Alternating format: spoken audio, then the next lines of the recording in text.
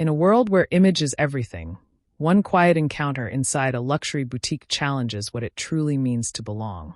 When pride collides with dignity, the cost of judgment may be higher than any price tag. Hello family, welcome to Folktales by Imzi. Please subscribe and like. It means the world to us. Also share this video to your friends and loved ones and turn on post notifications so you don't miss future videos from us. Thank you as you do so. Sit back and relax as we dive into the story. The January wind cut sharp through Manhattan, sending pedestrians scurrying down Fifth Avenue with scarves wrapped high and hands buried in gloves. Monica Carter walked against the tide, her pace unhurried, her hood pulled over her locks to shield her from the cold. She wore a plain black hoodie and jeans, with a pair of well-worn sneakers that had seen better days. To anyone passing by, she might have looked like someone running late for the subway or a woman headed home after a long shift. She stopped in front of the boutique. Its double doors gleamed with gold trim, and tall windows showcased mannequins wrapped in silk gowns that shimmered under carefully placed lights. Inside, chandeliers glowed warmly, casting their light over racks of garments that whispered exclusivity. This was Latoile, one of New York's most celebrated fashion houses, and one of the businesses hoping to secure her money. Monica stood there for a moment, hands in her pockets, her breath fogging in the cold. She could see her own reflection in the glass, distorted by the glossy perfection of the display behind it. To the world, she looked like an outsider about to step into a place where she didn't belong. To herself, she looked exactly as she wanted. People often assumed wealth had a uniform: tailored suits, diamond bracelets, handbags with logos big enough to announce status before a word was spoken. Monica had more than enough money to dress like that every day if she chose to. But she had learned something crucial in her climb from a cramped apartment in Atlanta to the top floor of corporate towers. Money didn't change people's hearts. What revealed them was how they treated those they believed had nothing. And so she came here as Monica in a hoodie, not Monica Carter, billionaire investor. She pushed open the glass door. A chime rang softly, and she stepped inside. The boutique air was heavy with luxury, soft notes of leather, musk, and something floral, all blending into the kind of fragrance that said if you have to ask the price, you don't belong here.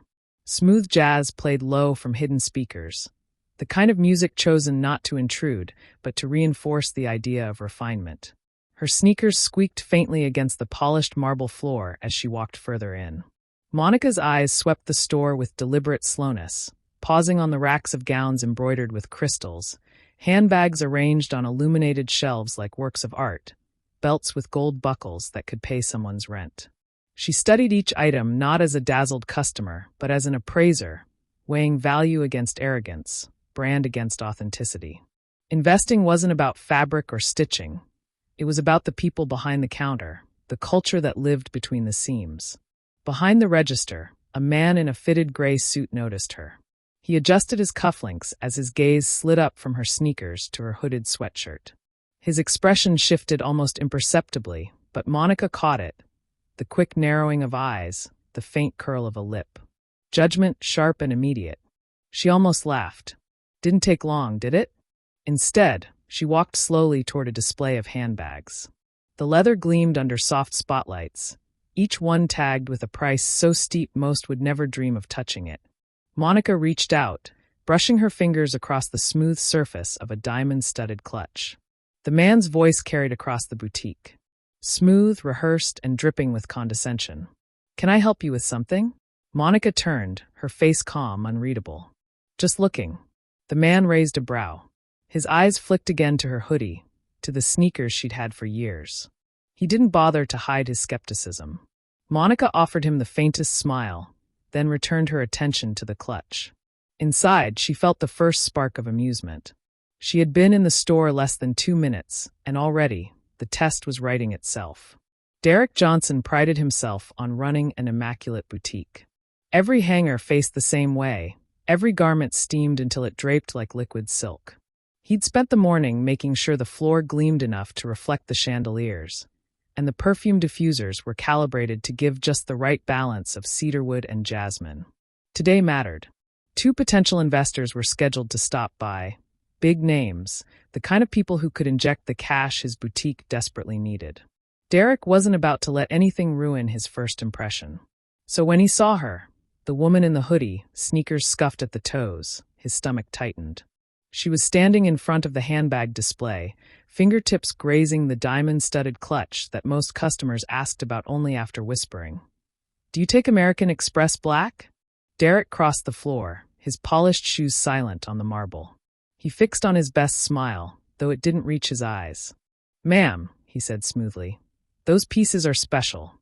Perhaps you'd be more comfortable browsing something in your range." Monica looked up at him. Her expression was calm, her dark brown eyes steady. "And what range do you think that is?" she asked softly. Derek gave a short laugh, as though her question amused him. "Well, no offense, but this isn't Macy's. These aren't impulse buys. I've got important people coming in soon, and I can't have—" He hesitated, searching for the polite word but letting the insult drip anyway. "Distractions."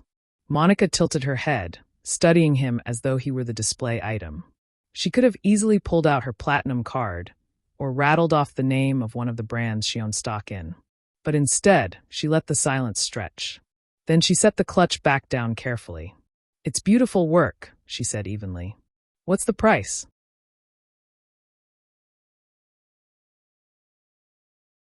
Derek's smile faltered. He didn't want her asking. He didn't want her touching. He wanted her out. "Too much for you," he said flatly, stepping closer, his tone harder now. "Really, I think it's best if you leave before my guests arrive. This isn't the place for everyone." The way he said everyone carried weight. It wasn't just about money, it was about appearances, image, status. In his eyes, she lowered the store's worth just by standing there. Monica's lips curved into a small, knowing smile. She'd seen this before, in boardrooms, at fundraisers, even on college campuses when she was just starting out. People measured worth by fabric, by labels, by how loudly you could flaunt your wealth. They never saw beyond the hoodie. And they never realized until it was too late who was really holding the power. She didn't move, didn't defend herself. Instead, she leaned slightly against the display, calm as still water. "You must treat all your customers this way?" Derek exhaled, his patience thinning. "No, just the ones who don't belong." From outside, the faint crunch of footsteps on the frosted sidewalk announced new arrivals. The investors were close. Derek glanced at the door, then back at Monica, panic beginning to flicker behind his smug exterior. He needed her gone now. But Monica wasn't going anywhere. Not yet. Monica strolled deeper into the boutique as if Derek hadn't spoken, her steps unhurried, her gaze drifting along the racks of clothing arranged like an art gallery. Silk gowns and jewel tones shimmered under the chandeliers. Rows of shoes, heels sharp as blades, gleamed from glass shelves. Each item looked less like something to wear and more like something meant to remind the world who you were. She reached out to touch a crimson gown embroidered with crystals that caught the light like frozen fire. "This is lovely," she murmured, mostly to herself. Derek was right behind her now, his jaw tight. "That piece," he said, "is handcrafted in Paris. Only 3 were made. $10,000. Minimum." His voice lingered on the number, as if he wanted to pierce her with it. Monica turned her head slightly, giving him a serene smile. 10,000. And you've sold how many?" Derek blinked. "Excuse me?" "Just curious," she said, as though she were asking about the weather. "Luxury items like this aren't just about craft, they're about market demand. How many clients actually buy a dress like this at this price?" Her tone was light, casual. But inside, she was listening closely, filing away the defensiveness in his body language, the impatience simmering under his skin. "Plenty," Derek snapped, straightening his shoulders. "The kind of clients who understand quality. Which is why I know when someone doesn't fit the profile." His eyes dragged deliberately over her hoodie, her jeans, her sneakers. "Like I said before, you'd be better off browsing somewhere else." Monica didn't flinch.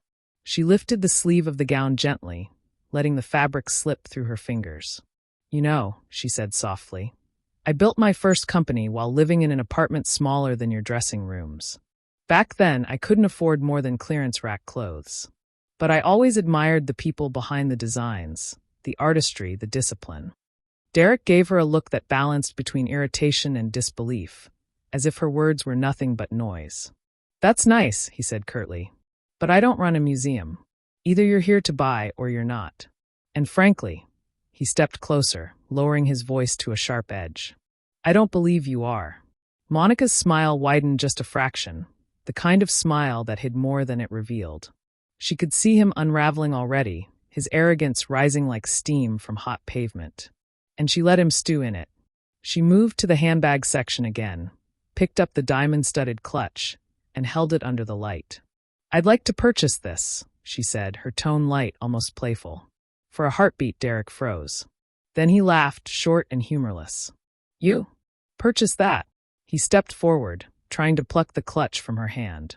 Ma'am, please don't waste my time. You can't possibly afford it. Monica held onto the bag easily, her fingers firm, her expression calm. You're very sure of that?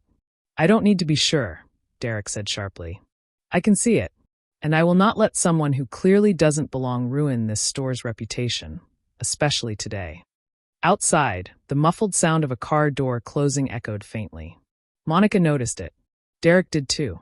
The investors were near. His urgency sharpened. He took a step closer, lowering his voice but not the venom in it. Put the bag down, he hissed, and leave before you embarrass yourself any further. Monica didn't move. She wasn't angry. She wasn't even rattled. She simply held the clutch, her gaze fixed on Derek with the calm intensity of someone who already knew how this story would end. Monica let the silence stretch between them, the clutch still resting lightly in her hand. Derek hovered in front of her, shifting his weight like a man itching to shove her toward the door, his face caught between forced politeness and outright contempt. He thought she was stalling because she couldn't admit defeat. But Monica wasn't stalling. She was observing, measuring. It had been this way her whole life. As a teenager in Atlanta, she remembered walking into department stores with her mother, their eyes lighting up at dresses they could never afford. The sales clerks rarely spoke to them. Sometimes they followed them instead, circling quietly, as if their brown skin and modest clothes were evidence of theft waiting to happen. Later, as a young entrepreneur, Monica had walked into glass-paneled boardrooms, pitching her first software startup to men in suits who never looked her in the eye. They spoke over her, questioned her credibility, and praised the white interns she had trained as though they were the visionaries. Even after she'd made her first million, even after she'd signed her name to deals worth more than some banks handled in a month, she still saw the same flicker of doubt in people's eyes when she walked into spaces dressed down. The same assumption, you don't belong. That flicker was in Derek's eyes now. He wasn't just doubting her ability to buy a clutch. He was declaring that she didn't deserve to breathe the same perfumed air as his real customers. Monica inhaled slowly, the scent of leather and jasmine filling her lungs. She reminded herself why she was here. Not to humiliate him, not to argue, but to witness. Because this boutique wasn't just selling clothes, it was selling an experience. And if its owner believed luxury meant exclusion, then his business was already flawed at the core. She shifted her weight slightly, the clutch still in her grasp. You keep saying I don't belong, she said at last, her voice quiet, almost conversational. But have you ever stopped to think about what belonging even means? Derek frowned, confused by the question. It means you understand luxury. You fit the image. This store isn't for everyone. It's for the elite. Monica's lips curved faintly. Elite, she repeated, almost tasting the word. For him, it meant fabric labels, glittering stones, the right kind of shoes clicking across his marble floor. For her, elite meant resilience, discipline, the courage to walk into rooms where nobody wanted you, and still command the space until they had no choice but to respect you. She didn't say any of that aloud. Not yet. Instead, she slipped the clutch back onto the shelf with deliberate care, then folded her arms lightly across her chest. I see, she said simply. Derek relaxed, mistaking her calm for surrender. A smirk tugged at his lips. Good. Now, if you'll just... But before he could finish, the faint chime of the boutique's front door rang out. Monica's gaze flicked past him. Through the glass, she saw movement on the sidewalk. Dark silhouettes approached, sharp outlines beneath tailored coats. The investors had arrived. And Monica, still dressed in her hoodie and sneakers, was exactly where she intended to be when they walked in. The door chime still echoed faintly when Derek spun back toward Monica, panic flickering across his polished mask. He hadn't expected the investors so soon, and the sight of her still standing there, hoodie, sneakers, calm as stone, tightened the fear curling in his chest. He stepped closer, lowering his voice to a sharp whisper. I told you, this is not your space. You need to leave. Now.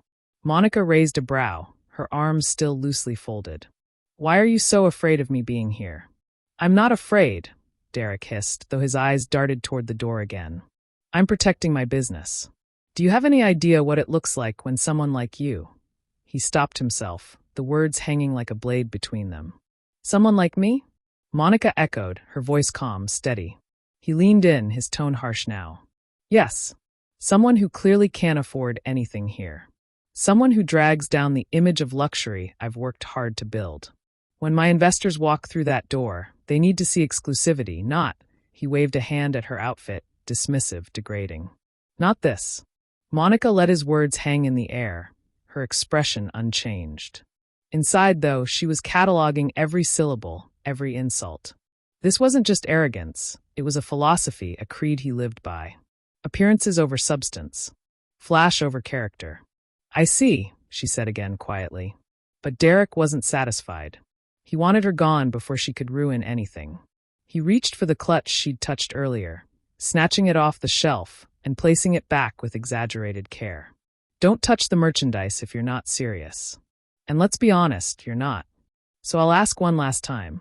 Leave, or I'll have security escort you out. Monica's gaze sharpened slightly. Security. Yes, Derek said quickly, seizing the authority in the word. I don't tolerate loitering. You've wasted enough of my time. He stepped closer, his hand hovering near her arm as though he might physically guide her to the door. His tone carried that fake politeness sharpened into a threat. Don't make this harder than it has to be. Monica didn't move, didn't flinch.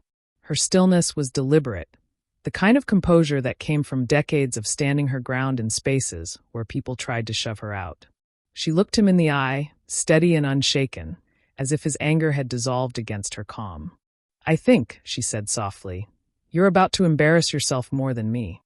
The words landed just as the door opened again. This time, the sound was clear and distinct, the heavy swing of glass, the crisp footsteps of someone important entering. Derek straightened instantly, snapping his head toward the entrance. His entire demeanor shifted, from tight hostility to gleaming hospitality in a heartbeat. His smile widened, his shoulders squared.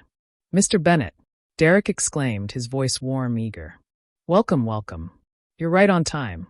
He moved quickly, blocking the view of Monica as though she were a stain he could hide. He turned back to her briefly, his voice low but dripping venom. Stay put. I'll handle this. Then you're out. But Monica didn't move. She stood exactly where she was, her arms folded, watching with quiet anticipation. Because now the stage was set. The boutique door swung shut with a soft thud as Charles Bennett stepped inside, brushing the chill from his tailored charcoal coat. At 6'2", with salt and pepper hair cropped close and a smooth confidence in his stride, he carried the kind of presence that filled a room without effort. Derek's entire body language transformed the moment he saw him. Gone was the tight jaw, the flaring impatience. In its place bloomed a smile wide enough to sell 1,000 lies.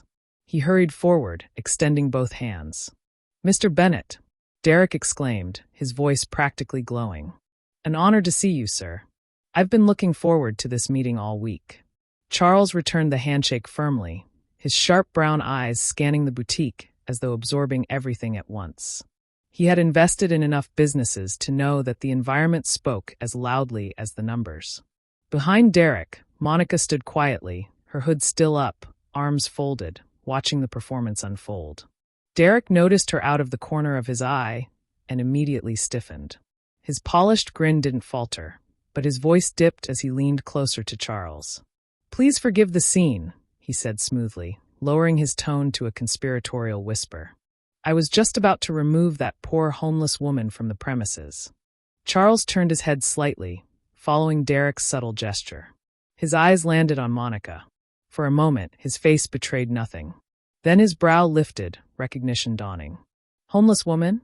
Charles repeated slowly, his voice carrying more curiosity than confusion. Yes, Derek said quickly, eager to brush it aside. She wandered in a while ago. Been pretending to shop, touching the merchandise. But don't worry, I'll handle it. My clients deserve, well, a certain standard of clientele, you understand. Monica's lips twitched, the barest trace of a smile. She hadn't moved, hadn't spoken. She let Derek bury himself deeper with every word. Charles chuckled suddenly, shaking his head in disbelief. Derek, he said, his voice rich and even. You must be joking. Derek blinked, his smile faltering for the first time. Joking? Charles gestured openly toward Monica, his expression softening with genuine respect. That poor homeless woman, as you called her, that's Monica Carter. She's the other investor. The one I told you would be joining us today. The air seemed to freeze. Derek's mouth fell open slightly, his polished words evaporating before they reached his lips. He turned back toward Monica, his eyes wide with horror as the realization struck him like a blow. And Monica, still wrapped in her plain black hoodie, met his gaze with calm certainty. She hadn't needed to raise her voice, hadn't needed to boast or correct him. She simply let the truth arrive in its own time. Derek's stomach dropped. He had just insulted, dismissed, and nearly thrown out the very person who held the keys to his store's survival. And now, it was far too late to take it back. Derek's throat went dry. He turned back and forth between Charles and Monica, his polished composure unraveling like cheap thread. Ms. Carter? His voice trembled on her name. It felt strange on his tongue, as though he had just discovered he'd been speaking to royalty without bowing. Monica lowered her hood at last, the soft light catching the streaks of gray at her temples, the quiet dignity in her face. She didn't move toward him, didn't need to. Her stillness was power enough. Yes, Charles said, his voice carrying a hint of satisfaction as he folded his arms. Monica Carter. Billionaire. Investor. Philanthropist. The woman who built 3 companies from the ground up before you even opened this boutique. The woman you've been hoping to impress today. The weight of Charles's words pressed heavy on Derek. His smile collapsed into a nervous grimace, and he took a half step toward Monica, hands raised slightly as if in supplication. Ms. Carter, he stammered. Please forgive me. I didn't realize. If I'd known who you were. Monica lifted a hand, silencing him without raising her voice. That's exactly the problem, Mr. Johnson. The boutique was silent except for the low hum of jazz from the speakers. Even the air seemed to pause as Monica spoke. You saw a hoodie, a pair of sneakers, and you made a judgment. You didn't see a customer, or even a person worthy of respect. You saw someone to dismiss. To humiliate. She let the words hang, calm but razor-sharp. If I'd walked in here wearing Prada or Chanel, I'm sure your smile would have been wider than these chandeliers. Derek's face flushed, his polished image slipping further with every heartbeat. I only meant to protect the store's reputation. I take pride in presenting an image of exclusivity. Monica cut him off gently but firmly. Exclusivity or arrogance? Because from where I'm standing, what you're selling isn't luxury. It's disrespect. Charles gave a low chuckle, shaking his head. I told you, Derek, character comes before numbers. You don't just invest in fabrics and lights. You invest in people. He turned to Monica, his voice warm. And you've proven your point better than any balance sheet could. Derek's hands shook slightly as he reached out again, his voice pleading now. Ms. Carter, I made a mistake. A terrible one. But if you'd just reconsider, if we could start over. Monica tilted her head, her expression calm, almost pitying. You can't unring a bell, Mr. Johnson. You've already shown me exactly who you are. The words landed with the finality of a gavel. Derek's knees nearly buckled. The future of his boutique, his dreams of expansion, his salvation, slipped away in the quiet strength of a woman he had tried to push out the door. And the cruelest part? She hadn't raised her voice once. Derek's hands trembled as he reached for words that refused to come. The boutique, once his sanctuary of order and elegance, now felt like a stage where he had been caught in the worst performance of his life. The chandeliers still glowed, the jazz still hummed, but everything seemed smaller, dimmer, as if the store itself had turned against him. Ms. Carter, please, he tried again, his voice hoarse. I didn't mean to, if you'd give me a chance.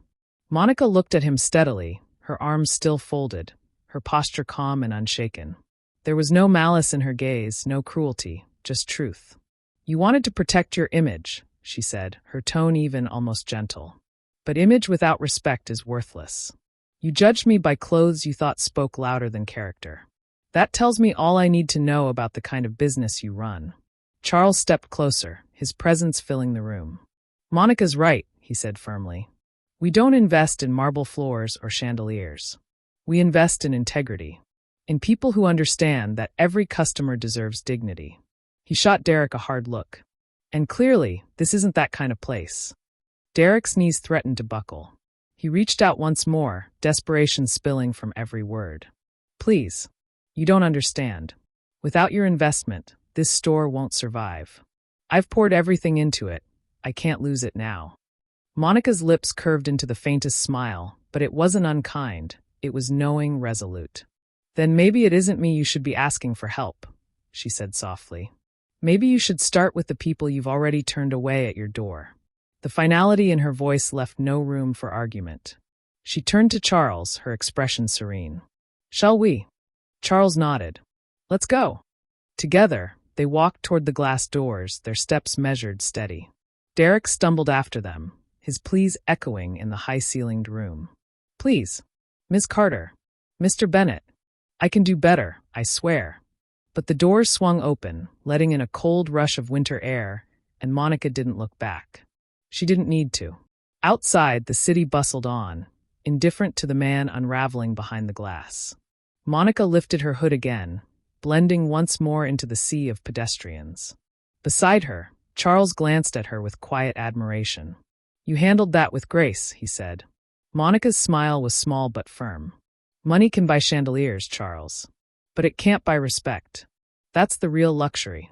And with that, they walked down Fifth Avenue together, leaving Derek alone in his glittering boutique, surrounded by gowns and handbags, but stripped of the one thing his store could never sell. Respect.